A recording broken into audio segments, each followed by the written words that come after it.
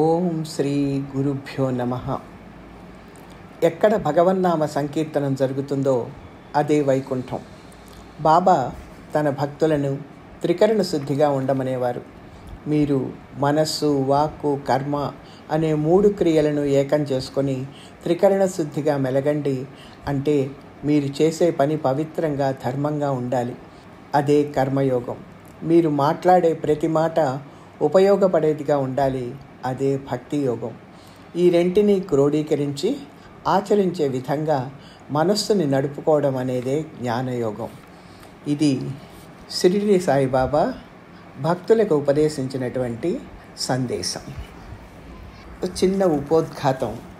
నేను నెల రోజులుగా షిరిడి సాయిబాబా గురు చరిత్రని సంస్మరించాలి, చదువుకోవాలి, పఠించాలి అనేటువంటి కోరిక బలంగా కలిగింది నాలో. దానికోసం అనేక విధాల ప్రయత్నం చేశాను.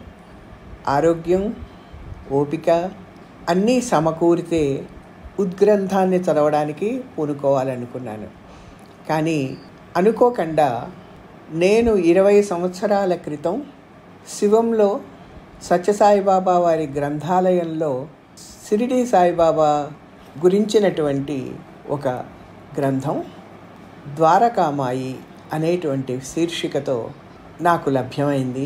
నేను చదివాను. 10 మందికి చదివి వినిపించాను, 10 మందికి పంచిపెట్టాను. 20 సంవత్సరాల తర్వాత అనుకోకుండా ఆ పుస్తకం నిన్న నా చేతికి వచ్చింది. ఇది భగవత్ సంకల్పం అనే నమ్మకంతోనే నేను చదువుకుంటూ నా ప్రియ స్నేహితులందరికీ, శ్రోతలకి, ఆసక్తి ఉన్నవాళ్ళకి వినిపించాలనేటువంటి సదుద్దేశంతో నేను ఈ పుస్తక పారాయణం చెయ్యాలని నిశ్చయించుకున్నాను. ఈ పుస్తకం గరిమెళ్ళ సీతారామదాస్ గారు రచించారు. దీనికి సహాయభూతులైనటువంటి మహానుభావులు శ్రీ వేదుల అప్పారావు గారని వారు తెలియజేశారు. వేదుల అప్పారావు గారి సహాయ సహకారాలతో గరిమెళ్ళ వారు రాసినటువంటి ఈ పుస్తకం 20 సంవత్సరాల తర్వాత నా చేతికి రావడం, నేను చదువుకోవాలని సంకల్పించుకోవడం, మీ అందరికీ కూడా చదివి వినిపించడం, ఇది ఆ భగవత్ సంకల్పంగానే భావిస్తున్నాను. రేపటి నుంచి నేను పారాయణ మొదలెట్టాలి, గురువారం కాబట్టి అని అనుకుంటూ ముందు ఉపోద్ఘాతంగా నేను మీకు తెలియచేస్తున్నాను.